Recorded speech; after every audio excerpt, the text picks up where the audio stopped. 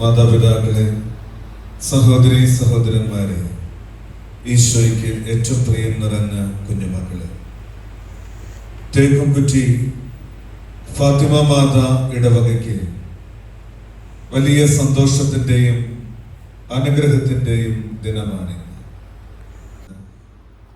സമരിയാക്കാരന്റെ ഉപമയുടെ തുടക്കം തന്നെ അതാണ്. ഗുരു, നിത്യജീവൻ അവകാശമാക്കാൻ ഞാൻ എന്ത് ചെയ്യണം? നമ്മുടെയൊക്കെ വിശ്വാസ ജീവിതം എന്നത് നിത്യജീവൻ അവകാശമാക്കാനുള്ള ഒരു പ്രയാണമാണ്. നിത്യജീവൻ എന്ന ലക്ഷ്യത്തിലേക്കുള്ള നമ്മുടെ യാത്രയാണ് ഓരോ ദിവസത്തെയും നമ്മുടെ വിശ്വാസ ജീവിതവും വിശ്വാസ അനുഷ്ഠാനവും ഒക്കെ. നിത്യജീവൻ അവകാശമാക്കാൻ എന്ത് ചെയ്യണം എന്ന ചോദ്യത്തിനുള്ള മറുപടി ഏറെ ശ്രദ്ധേയമാണ്. രണ്ട് കാര്യങ്ങളാണ് അവരിൽ നിന്ന്, ഒരു വിശ്വാസിയിൽ നിന്ന് ദൈവം ആവശ്യപ്പെടുക.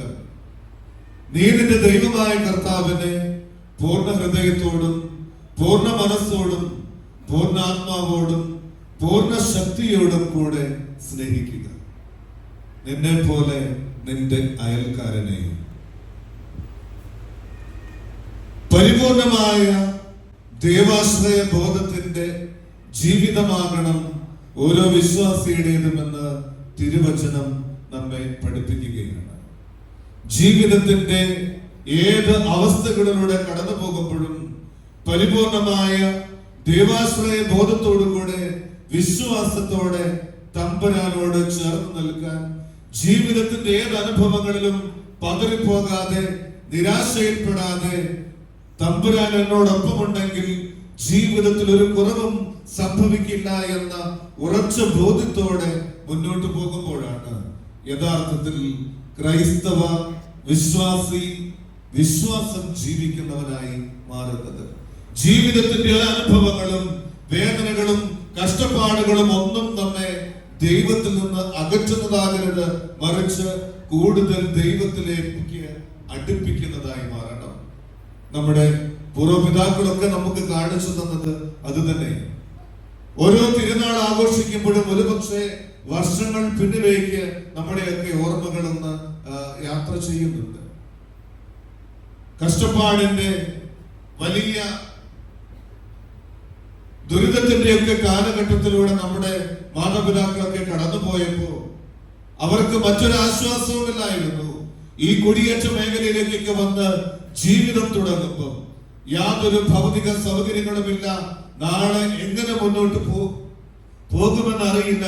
പക്ഷേ ഓരോ സമൂഹം അവിടെ ജീവിതം ആരംഭിച്ചപ്പോഴും 10-12 കുടുംബങ്ങൾ ഒരുമിച്ച് വന്നിടത്തൊക്കെ ആദ്യം അവര് ചെയ്തത് ഒരു ചെറിയ ഓലഷെഡുണ്ടാക്കി എവിടെ നിന്നെങ്കിലും വൈദികരെ കൊണ്ടുവന്ന് അവിടെ വിശുദ്ധ കുർബാന അർപ്പിച്ച് അവിടെയാണ് തങ്ങളുടെ അഭയമെന്ന് നമുക്ക് കാണിച്ചു തന്നതാണ് നമ്മുടെ പൂർവ്വപിതാക്കളൊക്കെ.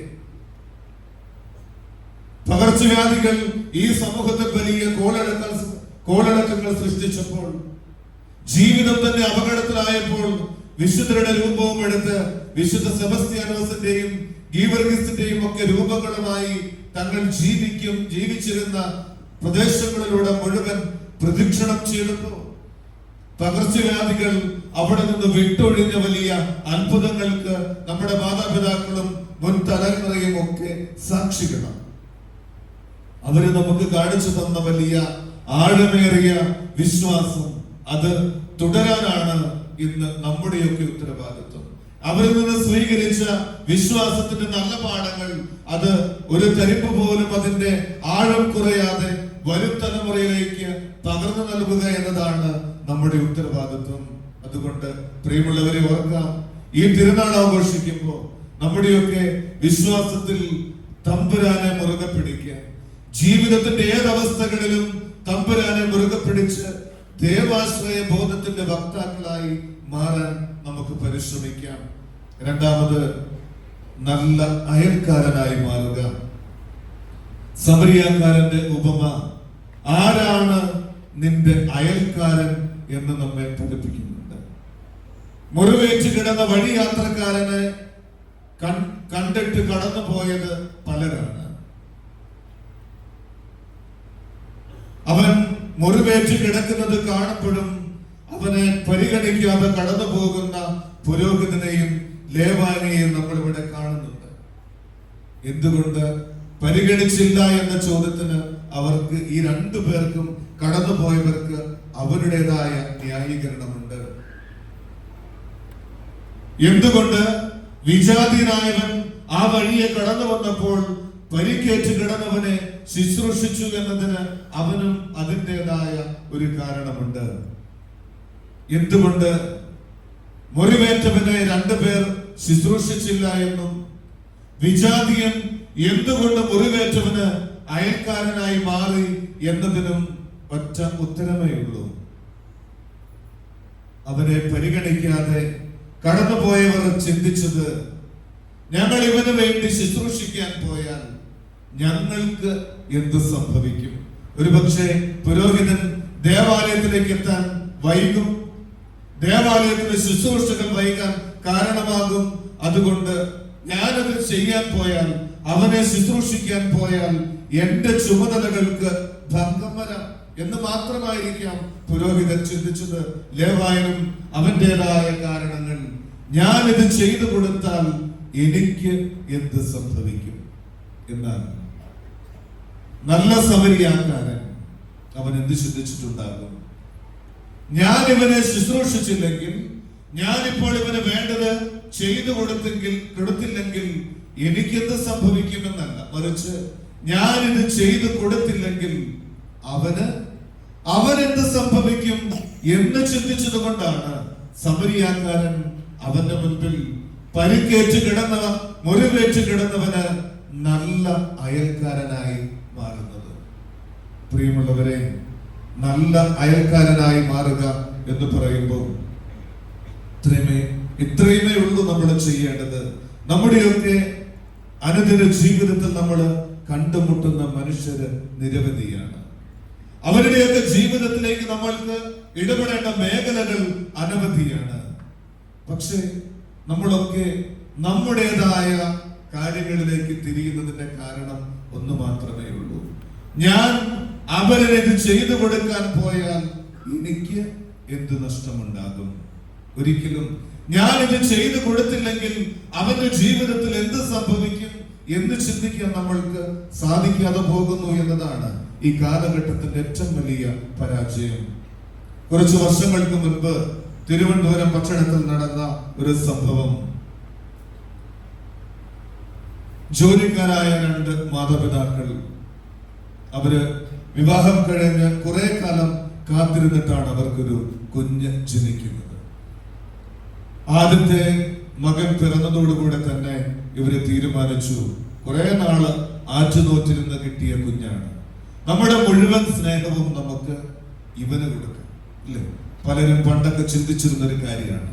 ഒറ്റ മകൻ മതി, കാരണം രണ്ടാമതൊരാൾ കൂടെ വന്നാൽ നമ്മളുടെ സ്നേഹം നമ്മള് പങ്കുവെച്ചു കൊടുക്കേണ്ടി വരും. മുഴുവൻ സ്നേഹവും ഈ മകന് തന്നെ കൊടുത്തേക്കാം. മുഴുവൻ സ്നേഹവും ഈ മാതാപിതാക്കൾ അവന് തന്നെ നൽകി. അവന് വേണ്ട എല്ലാ ഭൗതിക സാഹചര്യങ്ങളും ഒരുക്കി കൊടുത്തു. ഏറ്റവും നല്ല സ്കൂളിൽ വിട്ട് മകനെ പഠിപ്പിച്ചു. അവൻ ഡിഗ്രി പഠനകാലത്തേക്ക് എത്തിയപ്പോഴേക്കും തിരുവനന്തപുരത്ത് ഏറ്റവും മികച്ച കോളേജിൽ തന്നെ ഈ മകനെ അവർ കൊണ്ടുപോയി ചേർത്തു.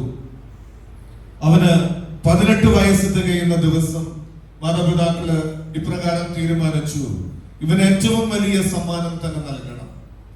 അവൻ പോലും അറിയാതെ അവനൊരു സർപ്രൈസ് ഒരുക്കണം. അവനോട് പോലും പറഞ്ഞിട്ടില്ല. വൈകുന്നേരത്തേക്ക് അവന്റെ കൂട്ടുകാരെയും മാതാപിതാക്കളുടെ കൂട്ടുകാരെയും ബന്ധുക്കളെയും ഒക്കെ വിളിച്ചു വരുത്തി വലിയ ഡിന്നർ അവരൊരുക്കിയിട്ടുണ്ട്. ഉച്ച കഴിഞ്ഞപ്പോ മാതാപിതാക്കളെ രണ്ടുപേരും കൂടി, അന്ന് ലീവ് എടുത്തിരുന്നവര് രണ്ടുപേരും കൂടി പുറത്തേക്ക് പോവുകയാണ്. മകന് ഏറ്റവും അവൻ ആഗ്രഹിച്ചിരുന്ന ഒരു സമ്മാനം അവന് കൊടുക്കണം. അവൻ അറിയരുത്, അവൻ തിരിച്ചു വരുമ്പോഴേക്കും എല്ലാം അവിടെ കരുതി വെക്കണം. മാതാപിതാക്കൾ രണ്ടുപേരും കാറുമെടുത്ത് അവര് തിരുവനന്തപുരം നഗരത്തിലേക്ക് യാത്ര ചെയ്യുമ്പോൾ ഉച്ച കഴിഞ്ഞ സമയമാണ്. റോഡില് ഒരിക്കലും കാണാത്ത വിധം ഒരു തിരക്ക്, റോഡില് മെല്ലെ ബ്ലോക്ക്, വാഹനങ്ങളൊക്കെ മെല്ലെ മെല്ലെ നീങ്ങിക്കൊണ്ടിരിക്കുന്നു. അവര് നോക്കുമ്പോൾ കുറച്ചു മുൻപിലായ ഒരു വലിയ ആൾക്കൂട്ടം കാണാം. അവിടെ 3-4 ചെറുപ്പക്കാര് എല്ലാ വാഹനങ്ങൾക്കും കൈ നീട്ടുന്നുണ്ട്. ഒരു വാഹനം പോലും നിർത്തുന്നില്ല. ഇവരുടെ മുൻപിലും ഇവരുടെ വാഹനത്തിന് മുമ്പിലും വന്ന ചെറുപ്പക്കാര് കൈ കാണിച്ചു.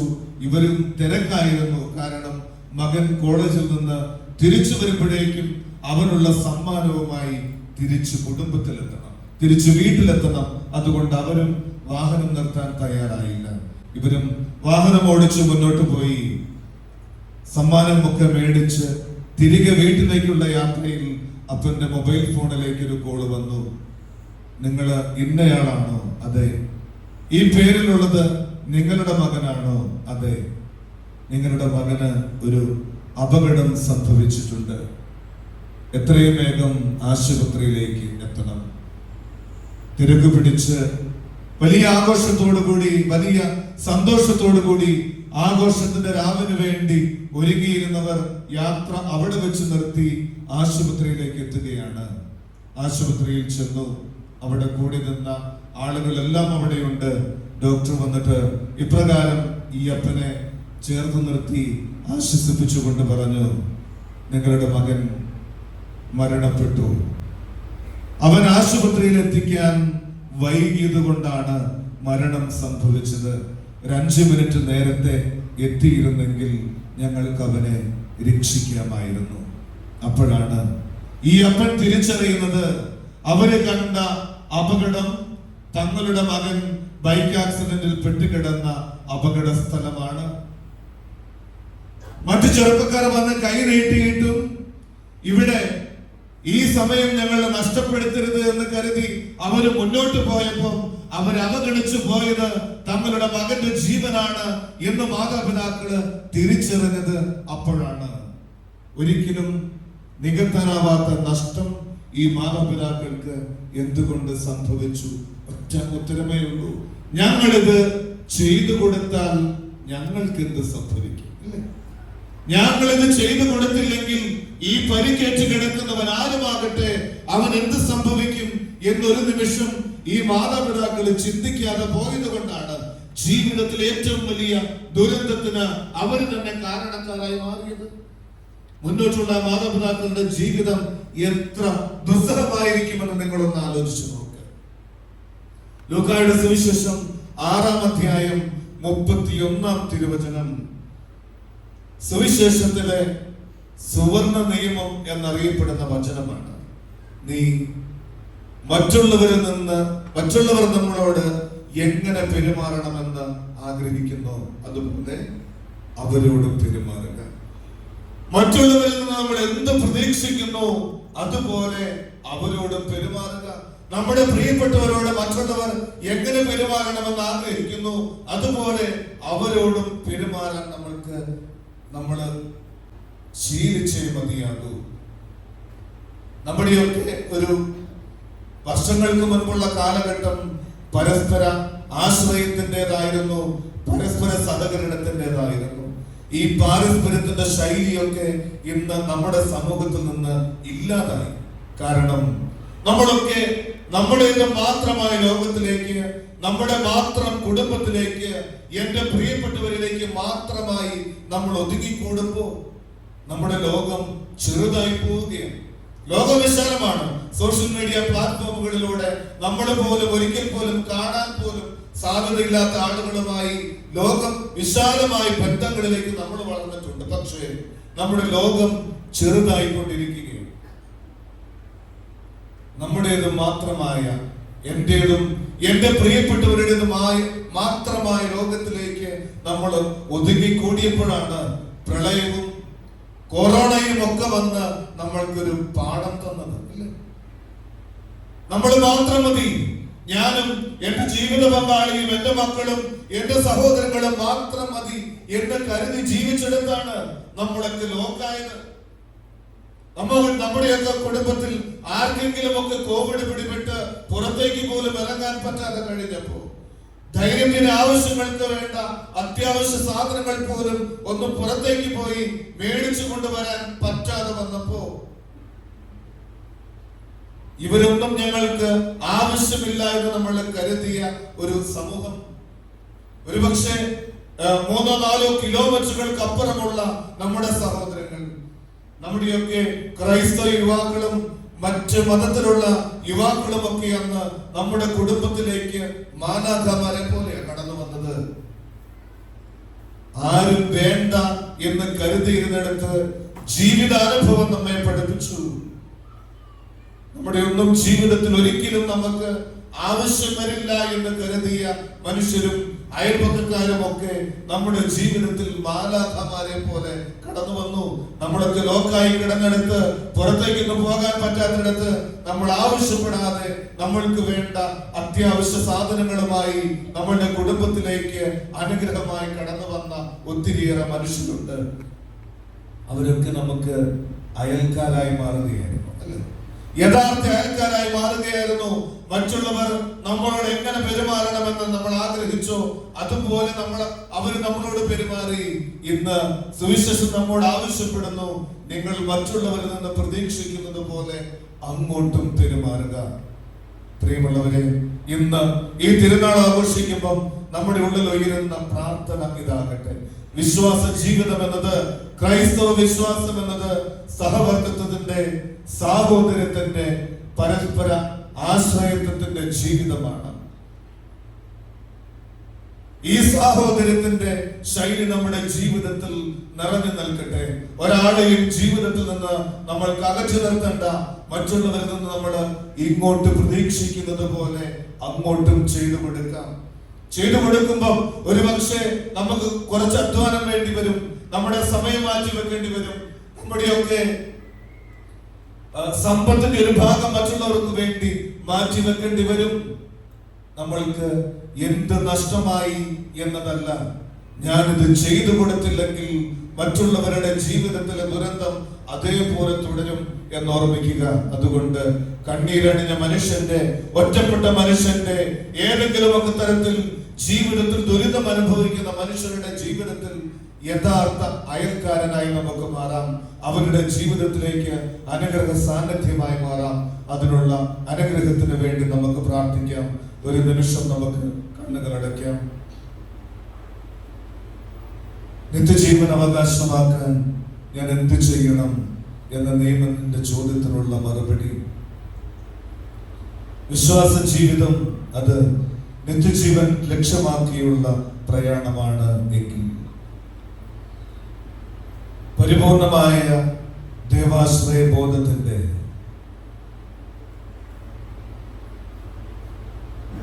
നലം തികഞ്ഞ സാഹോദര്യത്തിന്റെ വക്താക്കളായി നമ്മൾ മാറേണ്ടതുണ്ട്. ജീവിതത്തിന്റെ ഏതനുഭവങ്ങളിലും തമ്പുരാനെ മുറുകെ പിടിച്ച് ദൈവത്തോട് ചേർന്ന് നിൽക്കുന്ന മനുഷ്യരായി നമ്മൾ മാറേണ്ടതുണ്ട്. ജീവിതത്തിന്റെ അനുഭവങ്ങൾ ഏതുമാകട്ടെ, ദൈവം അറിയാതെ എന്റെ ജീവിതത്തിൽ ഒന്നും സംഭവിക്കില്ല എന്ന തിരിച്ചറിവോടുകൂടി ദൈവത്തോട് കൂടുതൽ ചേർന്ന് നിൽക്കാൻ,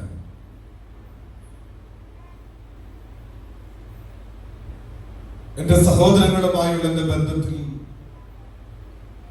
അവരുടെ ജീവിതത്തിൽ വേണ്ടത് ചെയ്തു കൊടുക്കുമ്പോൾ എനിക്കെന്ത് സംഭവിക്കും എന്ന ലാഭനഷ്ടങ്ങളുടെ കണക്കെടുപ്പിനും അപ്പുറം, ഞാൻ ഇത് ചെയ്തു കൊടുത്തില്ലെങ്കിൽ എന്റെ പ്രിയപ്പെട്ടവർക്ക് എന്ത് സംഭവിക്കുമെന്ന് കരുതി അവരുടെ ജീവിതത്തെ ഒന്ന് അല്പം കൂടി കരുതലോടുകൂടെ സ്വീകരിക്കാൻ, അവരുടെ ജീവിതത്തിൽ കരുണയുടെ കടലൊരുക്കാൻ കരുതലും ശ്രദ്ധയും നൽകി മറ്റുള്ളവരുടെ ജീവിതത്തിൽ അനുഗ്രഹ സാന്നിധ്യമായി മാറാനുള്ള കൃപ നൽകണമേ എന്ന് നമുക്ക് പ്രാർത്ഥിക്കാം. നമ്മുടെ കുടുംബങ്ങളിലും നമ്മുടെ ഇടവക സമൂഹം മുഴുവനിലും ദൈവാശ്രയ ബോധത്തിന്റെ, പരസ്പര സാഹോദര്യത്തിന്റെ വലിയ അനുഭവങ്ങൾ നിറയാനുള്ള കൃപ ദൈവം നമുക്ക് എല്ലാവർക്കും സമൃദ്ധമായി നൽകട്ടെ. പിതാവിന്റെയും പുത്രന്റെയും പരിശുദ്ധാത്മാവിന്റെയും നാമത്തിൽ.